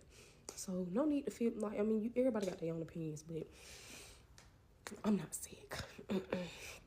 Yes, I kept my child. I know a lot of women don't do that, but I'm glad that I did. I'm glad that I got to see him grow up. I'm glad I got to go through the things that I went through with him. And like I said, it's not going to be easy telling him the situation, but it is what it is. Okay, so part 5 about how I had a great baby by my uncle. So apparently I'm going to have to go back into my younger days to explain everything up to now. So, you know, that wasn't my first time getting raped or anything like that, because, and the reason why I didn't speak up, because like I said, I have been raped before and basically nothing was done. So the first time that I can remember something happening to me was when I was 5 years old. My dad had he had a church or whatever. My dad is a pastor, and we didn't have a big church or anything like that. So you know, the congregation used to come to our house sometimes, and you know, like, everybody would spend the night. So this one particular time, I think my sisters was gone. I don't know, I don't remember thoroughly, but I know the girls shared a room, the boys shared a room, and the adults like slept in like the living room, other parts of the house or whatever like that. So one of the girls, well, the girl got out her bed, and she came over there touching me and doing things to me. So it just so happens that I think it was either my mom, I think my mom had came to the door, like checking on everybody or whatever like that, and seeing what was going on or whatever. So we ended up getting in trouble, basically, even though I didn't do anything. They had put soap in our mouths and everything. We was getting ridiculed like crazy. I ended up getting a whipping for somebody molesting me. Now, mind you, you know, as I grew up, you know, my parents did apologize. They didn't even know I had remembered that situation or whatever like that, but I did. But I ended up getting in trouble for that, and I had to sleep in my parents' room. So that was like the start of everything. Now, I don't know if y'all know, but like when you are molested or raped or anything like that, it causes like a lot of, I don't want to say side effect, but a lot of things to come up inside of you or whatever like that. So you know, later on in life, you know, I started probably like 6th grade. I was feeling myself. I was taking pictures of myself or whatever, so-called, you know, I wasn't fooling around with nobody or nothing like that, but I was, you know, very promiscuous. I liked it, taking pictures of myself. I used to send it to people, things of that nature. So around high school, not my 9th grade year, I ended up talking to a 12th grader. At the time, you know, everything was cool or whatever like that, but then he started he wanted. Okay, so part 6 about how I had raped baby by my uncle. So as I was saying, like my 9th grade year, you know, at the time I was trying to get kicked out of the house because, no, well, I actually ended up staying with my sister or whatever, because me and my parents was not staying out with anything. So they ended up letting me stay with my sister. So I was staying with my sister. So December 20th, 2018, the 12th grader that I had, you know, stopped fooling around with, he wanted me to come to the cafeteria. But like I said, I didn't want to go do anything with him anymore, because he was trying to make me do things I didn't want to do. So one of his friends had followed me around school. I was walking with a friend, waiting for my sister to come pick me up. The friend mother ended up coming to get her, so I was walking by myself. The friend ended up catching me by myself and dragged me into the cafeteria with the boy and then another boy. But only the 12th grade that I was fooling around with ended up, you know, doing what he did to me. And once it was done and over with, you know, I ran out and I ran to the band room, because at the time my brother was in band, but he wasn't in the band room. So I get a hammer out the bedroom, you know, finna go back to the person that did what he did to me. And then my brother and a couple of his band friends was like walking in the breezeway to where I was headed or whatever. So my brother seen me. I had on some black thick leggings, a black and white rose looking shirt, and a jean jacket. And my brother seen me. He asked me what had happened. I told him what happened, just crying and everything. So we ended up going to the library where all the staff was, and I told the principal what happened. He did nothing, all because the student who did it was a popular student. Plus, his uncle worked at the school, and I wasn't popular at all. Nobody really liked me. I was bullied, you know. So you know, I told my sister what happened. She ended up sending me back home with my parents. My parents was like, you know, if I wasn't dressed in hoish or whatever, you know, it wouldn't have happened to me or whatever. So by the time we go back to school, nothing was done. You know, I was being bullied. The boy ended up making a song about me. Yeah, so it was horrible. I tried to, you know, unalive myself and everything because of the situation. Like nothing was done. So you know, I was just doing things to try to get kicked out of the home because I wasn't, you know, nobody heard me, nobody seen me, nobody understood me. So that is how I ended up getting expelled from school because I did something, and it led me to getting expelled from school basically. And that is how. Okay, part 7 about how I had a rape by my uncle. So like I was saying in part 6, that's how I ended up with being able to go around my biological family or whatever. So like I said, after he got you know, put in prison and everything like that, the dude that he told the situation to, um he had hit me up like probably a few months after I had my son or whatever like that. He was like, hey, I know the situation, I know who the child father is or whatever, I'm just trying to make sure you're okay. So at that time he was going through his thing, I was going through my thing because both families were still kind of mad about the situation. You know, it was just a lot going on at the time. So really nobody was like, I don't want to say fooling with me, but in a way that's what it was. So I ended up, you know, conversing back and forth with him later on down the line. You know, I was 17 at the time when we started messing around or whatever like that.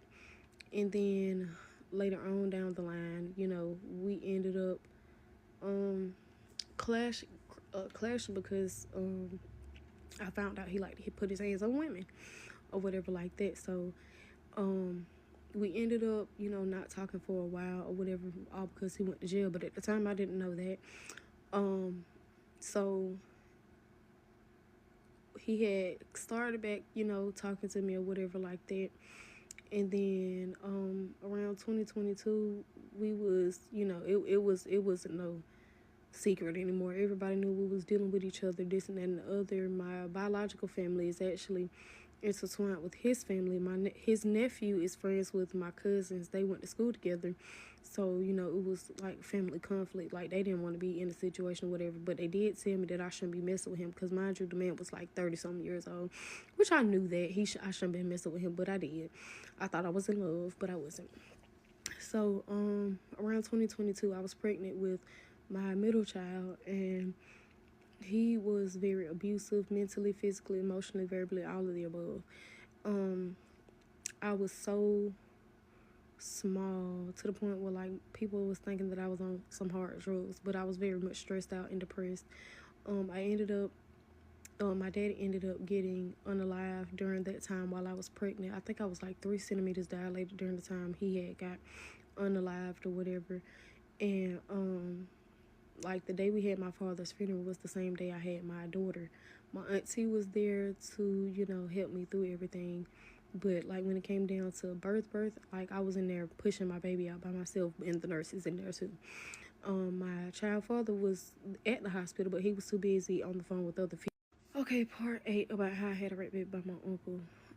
So as I was saying, my child father was at the hospital, but he was too busy on the phone with other females trying to get sexual favors, basically, whatever like that. But I didn't know that at the time until later on down the line, my auntie had told me. So You know, I was already feeling some type of way because of the situation that had happened to my dad. I had we had my father's funeral that morning, and then about 10 something that night I had my baby.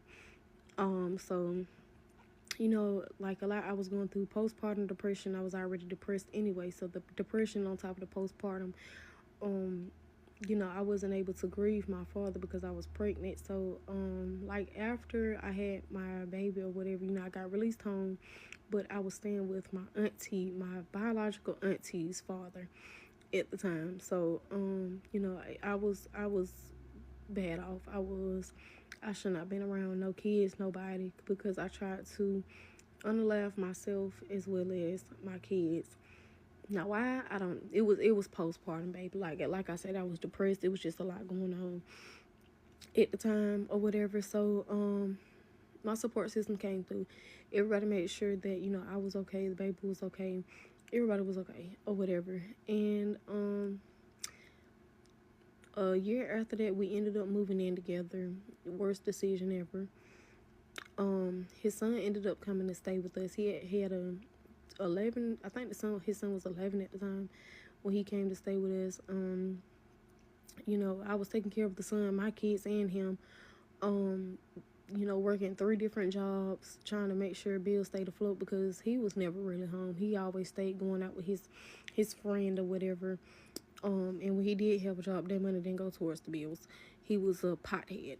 So, and when he didn't have his pot, he was very abusive, very angry, like very emotional, like it was horrible. So, I ended up like a couple of years down the line, we moved from that apartment, moved to another apartment, because we ended up getting evicted out of the apartment that we was in because I couldn't keep up with the bills. So we ended up moving to another apartment, and you know, that's when I was really like detaching myself from him, mentally, physically, emotionally, all of the above or whatever. And he was horrible. But you know, I just thought I was so in love. I really did. Like I destroyed a lot of friendships, bridges, and everything because of this man. Because you know, I had strong feelings for him. I just thought he was the one. So yeah, I ended up kicking him out. The last and final. Okay, part 9 about how I had a rape baby by my uncle. So like I said, you know, I was detaching myself from him and everything like that. And I had finally got to a point where I was just, you know, sick and tired of him. So we ended things mutually. We ended things or whatever like that. But he was still staying in my apartment. At the time, I had it upstairs and downstairs. So, you know, I let him sleep in the downstairs part. I slept in the main bedroom. And my kids slept in their room. And I was, you know, I had moved on. Once I'm done, I'm done. I don't, you know, I don't want to go back. Like once I officially detach myself from you in all aspects, I move on. And I did. And he was very, you know, he didn't like that. He didn't like that because I was beneficial for him. I was in his own words, I was an ATM machine and in-house, you know what. So, I one day I had came home one day and I was on the phone with a dude or whatever like that. He didn't like that. He was like, you disrespected me. He took my phone and threw it across the room. Had a McDonald's cup full of iced tea, threw it at my face. It was horrible. So I ended up snapping because I know I'm not the type where you just can sit here and put your hands on me, do all this and that and the other or whatever. So we ended up getting into a fight or whatever like that. I was actually on, like, after I had got my phone back, I had called one of my homegirls or whatever like that, and I propped the phone up so she could, you know, see everything that was going on. And you know, I at that point I was done. No, I was tired of him putting his hands on me and everything. So I ended up going to the car, and I had got his gun out the car, and I was trying to unalive him or whatever because the things that he took me throughout them 5 years was just, it was unacceptable, and I couldn't take it no more. So he ended up leaving. I kicked him out or whatever, and he was stalking me, harassing me. It was horrible. Like I was still like allowing him to get his child because I was like, you know, I'm not gonna keep a child from their father or whatever like that because, you know, my parents didn't keep my biological dad away from me, but you know, I know how it feels to like not know where you come from at the time. But at the time, my baby was only one, so it ain't like she really knew much. Plus, when he was around, it ain't like he was doing anything for her. Um, so yeah, he ended up putting his like I ended up getting my baby one day when we was doing the exchange or whatever. I was picking up my baby and he was like trying to cause an argument all because, you know, I told my brother to get my daughter from him because I wasn't at home yet. I was coming home from church actually. And he didn't like that. So he started like a whole little argument. I wasn't finna argue back and forth with him. So I ended okay, part 10 about how I had a rape baby by my uncle. So like I said, I wasn't finna go back and forth with him about, you know, that whole situation or whatever. So I ended up getting home before him. And then once he got there, you know, I was getting my baby or whatever like that. And then, you know, he was still trying to argue. He walked up to me, licked me from my chin up to my forehead. And, you know, I hate that because for one, you not a dog. Why is you doing that? I wouldn't even let a dog do that to me.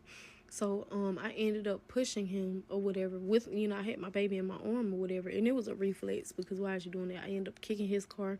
He put a dent in my car with his 9-10 foot feet. It's like, it was like, if I still had the picture, you'll see his foot imprint in my car. Then like I'm trying to get away from him at this point. So he you know, I had my baby in my hand and I was stepping up on the curb or whatever with the car seat, and he literally like pushes me on the ground with my child in my hand, and I ended up fracturing my toe because I was trying to protect my child so she wouldn't get hurt. So you know, that was that. So I was, at the time I had a boyfriend or whatever. I was coming back from another city back to the city I had my apartment at, and he was like literally stalking me. I tell y'all no lie, he was stalking me. Like the last time I did like a little exchange with him or whatever like that with my child, he was like, "You're lucky we didn't meet up at your apartment, or I would have took you in there, this and that and the other. That's rape, sir. You cannot do that." And he was laughing like it was funny, but it was. So I knew then, like, it was just, you know, don't even worry about it, because at this point you don't mind bringing harm to me, you don't mind bringing harm to your child. So it is what it is.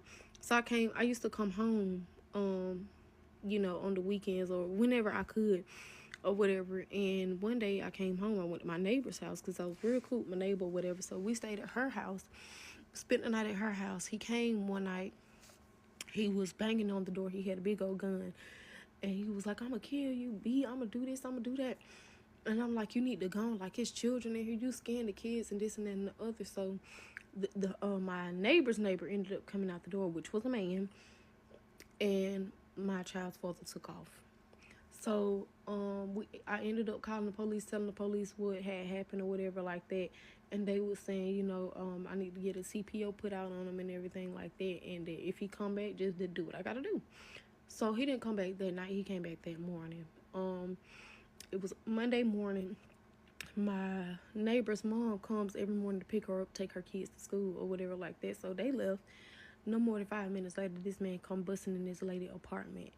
He grabs my daughter first, like he's trying to kidnap her. So I'm fighting him for my daughter, like tugging back and forth, like, "Give me my child, give me my child." That part 11 about how I had a rape baby by my uncle. So as I was saying, he was like, we was fighting back and forth over my daughter or whatever like that. Like, "Give me my child, give me my child." So I get my child back, and I tell her brother, I say, "Dylan, take Melissa upstairs. Y'all don't need to see this." And like, before I could even finish my sentence, he grabs me by my vagina and just starts slinging me around. And at that time, all I could do was scream or whatever, because like I'd never expect him to do anything like that. So as I'm screaming, my neighbor comes out of his apartment. Well, my neighbor's neighbor comes out of his apartment, and he comes, and my child father shoots out the door running and laughing or whatever, and pulls off or whatever. So my neighbor's neighbor sat with me until my friend had came back, and my daddy came, everybody came or whatever, because I didn't feel safe no more. I didn't feel comfortable. I didn't feel none of that. I was ready to go.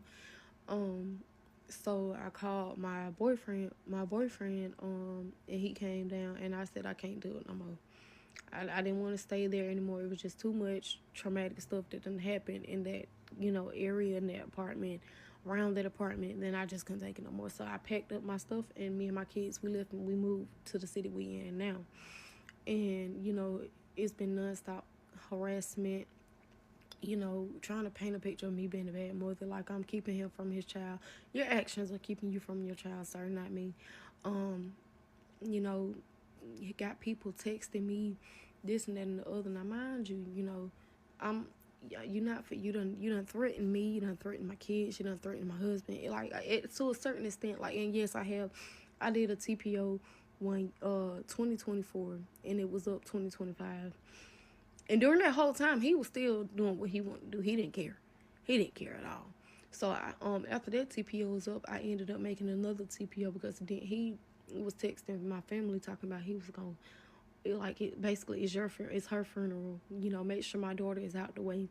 Make sure she's taken care of. You're threatening me. You're threatening me. So I put out another TPO or whatever. And now, you know, he don't say nothing to me directly, but, you know, now I'm at a point in life where I'm just, you know, I want to move. I really do. But, you know, it is what it is, right? So when it comes down to you people up here on this internet trying to talk about me, baby, I done been through too much. Nothing you people on this internet can say is going to hurt my feelings, okay? I done been hurt enough in life, and I'm choosing to be happy. I'm choosing to have peace. I'm choosing love. I'm choosing all of that. Because if you was to walk in my shoes, y'all probably would not even made it through it. So that's the end of it. Oh, I forgot to add a part. So the last time we did, like this previous TPR I just did, we had went to court January the 5th of this year. And no, but like everybody it was a lot of people at court that day, I'm not gonna lie. But most, like, everybody had went into side courtrooms or whatever like that. So the judge that we had, she didn't know she had, you know, people on her docket or whatever like that. So we was waiting, I got down there at 9 o'clock. It was, well, I didn't get that. I got down there by 8:30 because it was, the courthouse was in the city that he lived in. I had to be down there or whatever. So everybody, you know, was in court already. So my advocate that was, you know, handled my case for me and everything, the judge wanted to speak to her, and the lawyer that was for somebody else's case or whatever like that. So it's about 9:30. They done went back there with the judge. The police officers are all in the courtroom. So it's just me, my husband, my witnesses, and then everybody else who's supposed to be in that judge courtroom. We was all sitting outside the courtroom or whatever like that. He ended up coming up the stairs. He about to break his neck. Like, my husband is standing over there on the banister. Me and, like, my friend, we sitting on the bench or whatever. And, you know, we talking, and she tapped me, and I was like, what? So there he goes. He about to break his neck, like, trying to, you know, look at my husband or whatever like that. So he goes over there by my husband. He was like, I've been waiting to see you. Like, just in the courthouse, just starting rambunctious, okay? So he was like, I've been waiting to see you, this and that and the other. And, you know, my husband like, well, you see me, I'm here, like, what it is. So I'm like, you know, I tell my husband, I said, come on, sit by me or whatever, because we ain't even do all that. Don't even say nothing to him. It ain't even like that, for real. We ain't got to do all that. So he was like, yeah, go sit by your wife. I said, yeah, right, his wife. So then he just starts saying, like, my child father, and just blurting out stuff. He was like, you ate, he telling this to my husband now, ain't you the one who ate my ass, this and that and the other? My husband ain't never, like, that was their first encounter. They never even seen each other in real life before. So, like, people out there, everybody looking around like, did he really just say that? So he was just out there acting a plum dumb fool. So thankfully, the judge, you know, my advocate was like, you know, y'all can come on in or whatever like that. So I'm like, me, my friend, and my baby daddy, my husband, we was trying to go to the opposite side of the courtroom or whatever so we could be away from him. He done followed us to the opposite side of the courtroom. So my advocate was like, you know, yeah, no, come on over here, y'all come sit over here. So they ended up starting with our case first because he was he like, me and him was there. It was okay, y'all, this is the last part I saw. Okay, so after everything was said and over and done with, this was like right after, well, probably before, like, my daddy my daddy ended up passing. Gonna find out, my biological mother, I had got back in contact with her. Like, once I moved out of my parents' house and everything, I had started talking to her. And our first encounter was not good, baby. Like, she wanted to fight me and everything because she had slept with the uncle that raped me. And then she also slept with my middle child's father as well. At the time, I was born, but I wasn't in her care. The only person that was in her care was my little brother. So my middle child's father was taking care of my little brother at that time. And, you know, she was mad at me because they had messed with me as well. Like, but like I told her, how was I supposed to know that you had, you know, did anything with these boys? At the time, they were kids, and she was like in her 20s. They were still like teenagers or whatever. Anywho, but you know, how was they supposed to know that you was my mother or that I was your daughter if you never mentioned it or said anything or whatever like that? So yeah, she was, you know. That part was crazy. Like, I don't think I'm gonna ever get over that. And she used to, her husband, like, whenever, cause my mama is a loony bin. She's a loony bin for real. She tried to kidnap me from defects, so you know she a loony bin. But anywho, like, she used to tell her husband, because anytime my mama would get on a rampage or whatever, he would call me. He was like, you need to call your mother, like, she on one. Mind y'all, I ain't never seen my mama in person. Like, I want to, but I never seen her in person. Like, I've always talked to her through the phone calls and stuff, but like in person, it's never happened. Anywho, but she would tell her husband, you don't need to be talking to her. She gonna have sex with you like she did with my other mans. Girl, you know, but yeah, that's my ghetto life. That's my ghetto life. I done made the best of what my situation and the cards that was dealt to me, and things are much better now. Thank God. Thank God. But that is it. That is all, you guys. Thank you. Make sure you add me, like, subscribe, share, you know, just share. But see, I'm really spreading this because I want people, women, because I want to start an organization, a nonprofit organization. I want to help women who have been in domestic violence situations, sexual assault situations, all of the above, because I have helped people before. And, you know, I do find a lot of comfort in doing that because some people are scared to speak up, but I'm always going to be a lending ear conversation. Whatever you need, I'm going to try to make sure you get the help that you need, okay? All right, be blessed. Imagine telling someone 15 years ago that the host of Fear Factor and the host of The Apprentice talking on a podcast would be the most talked about political event of 2024. That's where we are as a country right now. Okay, so I got to share something. Something very odd happened to me today. I went out on a date with a gentleman, and we had been talking for about 2 weeks. Very good conversations, long conversations at times. Had a lot in common, a lot of shared interests, and we decided to meet for the first time today. And at the beginning of the date, you know, there was a hug. It was very comfortable, very friendly. We had a lot to talk about, no problems with conversations, no awkward silences. There was some physical contact during the date. There was definitely chemistry. I was very attracted to him. And, you know, we had an appetizer, and, you know, we just had a good conversation, good time together, you know. So this is where it gets weird. So about an hour and a half, well, and the date itself lasted for about 2.5 hours, which is rare for like a lunch date, I would think. Anyway, so I had to go to the restroom, so I went to the restroom. I wasn't gone long, maybe under 10 minutes, maybe 5-6 minutes. I come back and my date is not at the table. And so immediately I thought, well, maybe he went to the bathroom. So I waited, and I waited, and I waited, and he didn't come back. And so I asked a male server to go check the bathroom to see if he was in the bathroom. And they came came back to the table and he wasn't in the bathroom. And so I text him. I'm like, hey, where are you at? You know, and then he didn't answer. And then I texted him again. I said, did you leave? And he didn't answer. And I waited a little bit longer and I called and he didn't answer. And then I looked out the window and I saw that his car was still in the parking lot.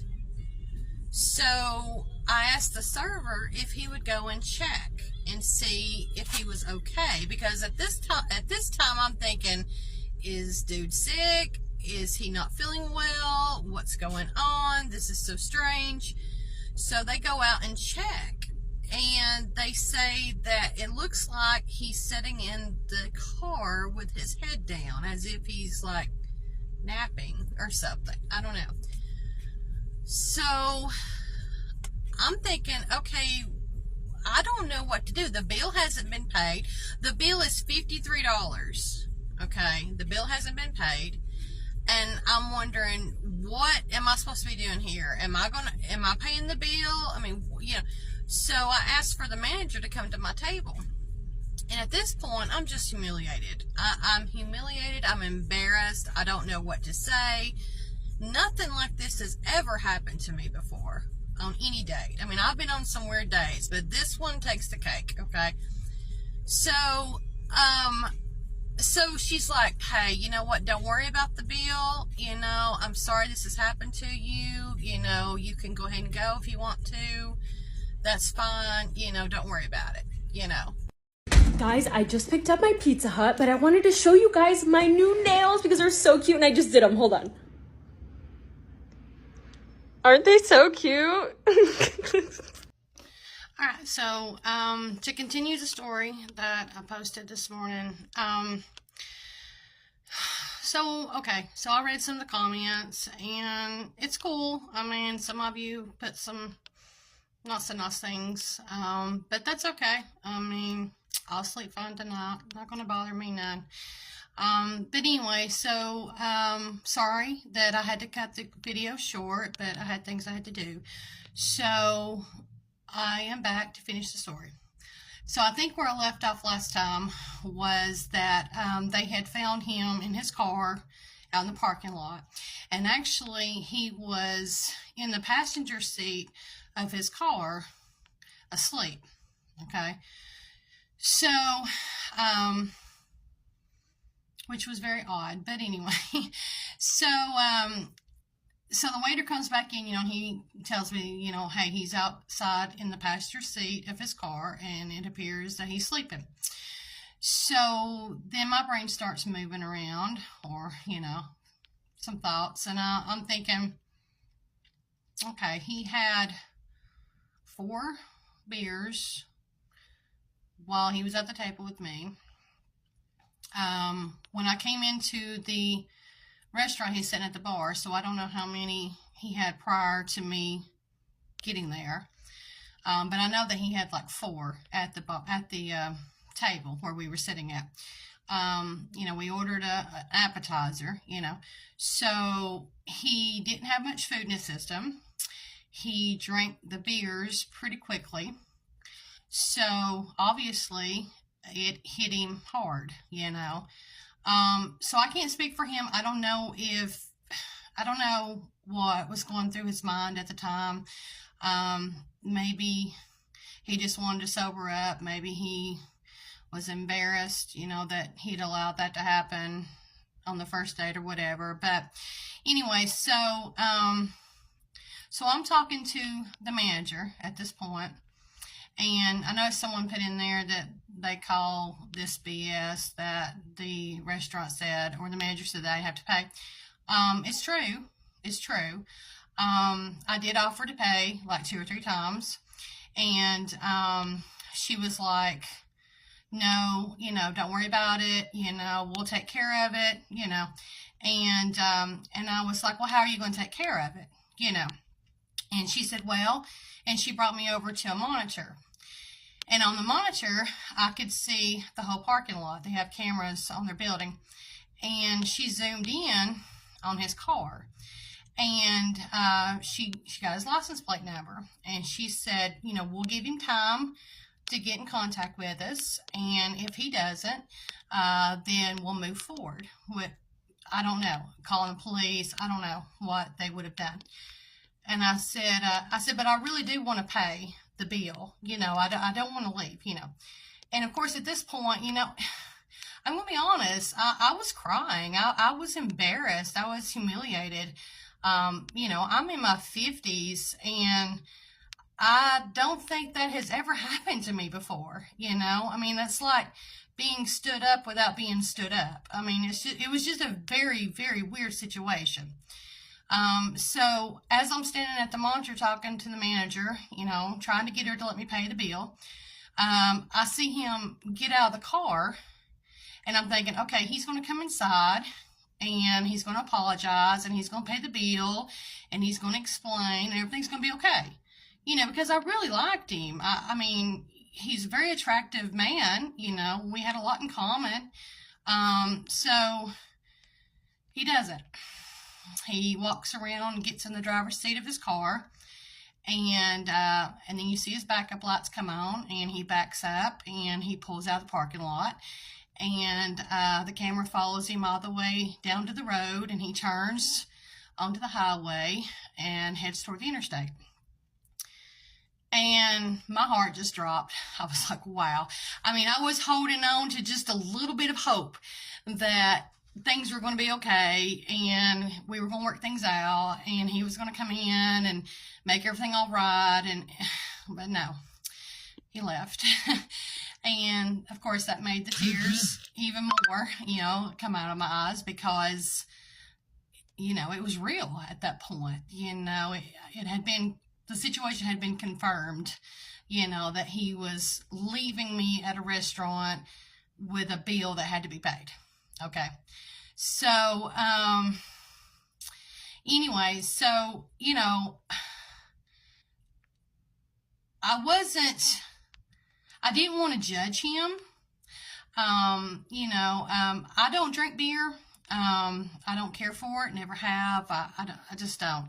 And, you know, maybe he felt he needed some, maybe he was nervous, whatever. I don't know.